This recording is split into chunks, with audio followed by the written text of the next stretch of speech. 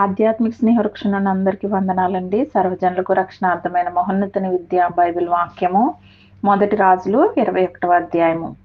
ఈ సంగతులైన తర్వాత ఇజ్రాయేల్లో షోమ్రోను రాజైన అహాబు నగరును ఆనుకొని ఇజ్రాయేలు వాడైన నాబోతునకు ఒక ద్రాక్ష తోట కలిగి ఉండగా, అహాబు నాబోతును పిలిపించి, నీ ద్రాక్ష తోట నా నగరును ఆనుకొని ఉన్నది గనుక అది నాకు కూర తోటకిమ్ము, దానికి ప్రతిగా దానికంటే మంచి ద్రాక్ష తోట నీకిచ్చేదను, లేదా నీకు అనుకూలమైన ఎడ్ల దాన్ని క్రయమునకిమ్మని అడిగెను.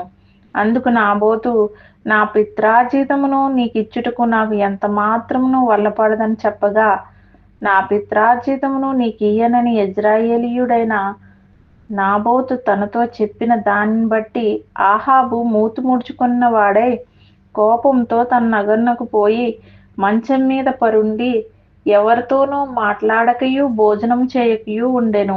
అంతటా అతని భార్య అయిన యెజబేలు వచ్చి, నీవు మూతి ముడుచుకున్న వాడవై భోజనం చేయక ఉండేదవేమని అతన్ని అడుగగా, అతడు ఆమెతో ఇట్లనెను, నీ ద్రాక్ష తోటను క్రయమునకు నాకిమ్ము, లేక నీకు అనుకూలమైన ఎడ్ల దానికి మారుగా మరియొక ద్రాక్ష తోట నీకిచ్చేదనని యెజ్రెయేలీయుడైన నాబోతుతో నేను చెప్పగా, అతడు నా ద్రాక్ష తోట నీకియ్యనెను.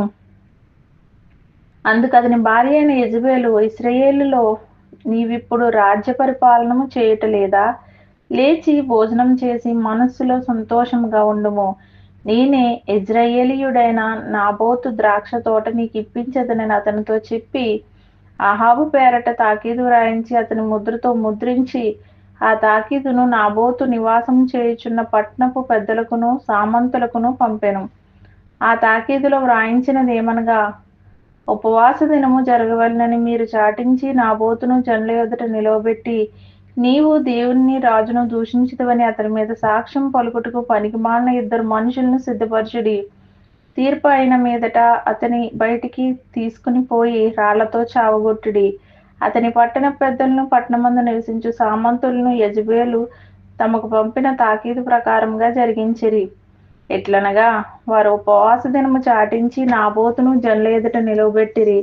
అప్పుడు పనికిమాలిన 2 మనుషులు సమాజంలో ప్రవేశించి అతని ఎదుట కూర్చుండి, నాబోతు దేవుని రాజును దూషించనని జనుల సమక్షమున నాబోతు మీద సాక్ష్యం పలుకగా, వారు పట్టణం బయటికి అతన్ని తీసుకుని పోయి రాళ్లతో చావగొట్టిరి.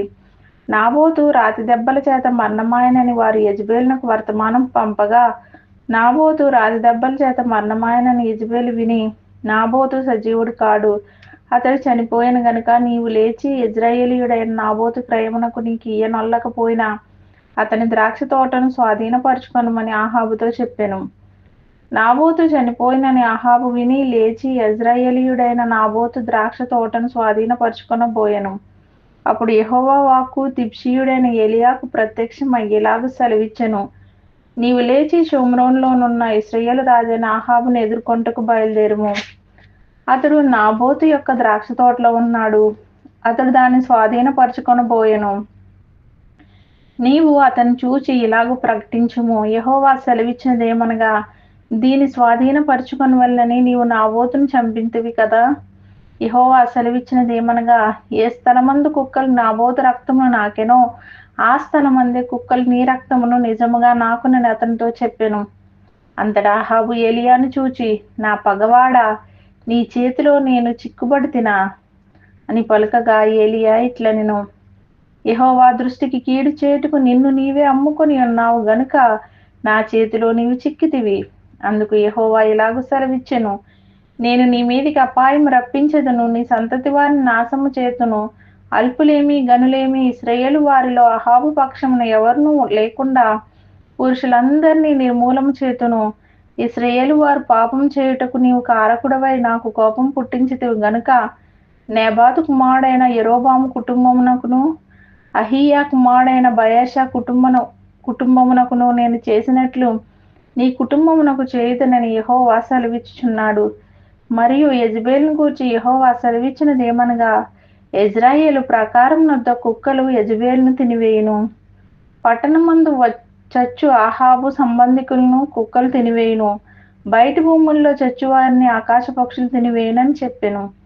తన భార్య అయిన యెజెబెలు ప్రేరేపణ చేత యెహోవా దృష్టికి కీడు చేయ తన్ను తాను అమ్ముకున్న అహాబు వంటి వాడు ఎవ్వడునూ లేదు. ఇశ్రాయేలీయుల ఎదుట నిలవకుండా యెహోవా వెళ్ళగొట్టిన అమోరీయుల ఆచార రీతిగా విగ్రహములను పెట్టుకొని అతడు బహు హేయముగా ప్రవర్తించెను. ఆహాబు ఆ మాటలు విని తన వస్త్రమును చింపుకొని గోనెపట్ట కట్టుకొని ఉపవాసముండి గోనెపట్ట మీద పరుండి వ్యాకులు పడుచుండగా యెహోవా వాక్కు తిబ్షీయుడైన ఏలియాకు ప్రత్యక్షమై ఇలాగ సెలవిచ్చెను. ఆహాబు నాకు భయపడి వినయముగా ప్రవర్తించుట చూచితివా? నాకు భయపడి అతడు వినయముగా ప్రవర్తించుట చేత ఆ అపాయం అతని కాలమునందు సంభవింపకుండా ఆపి అతని కుమారుని కాలమునందు అతని కుటుంబీకుల మీదకి నేను దాన్ని రప్పించెదను. ఈ మాటలు విన్న వారందరినీ దేవుడు దీవించి ఆశీర్వదించును గాక. ఆమేన్.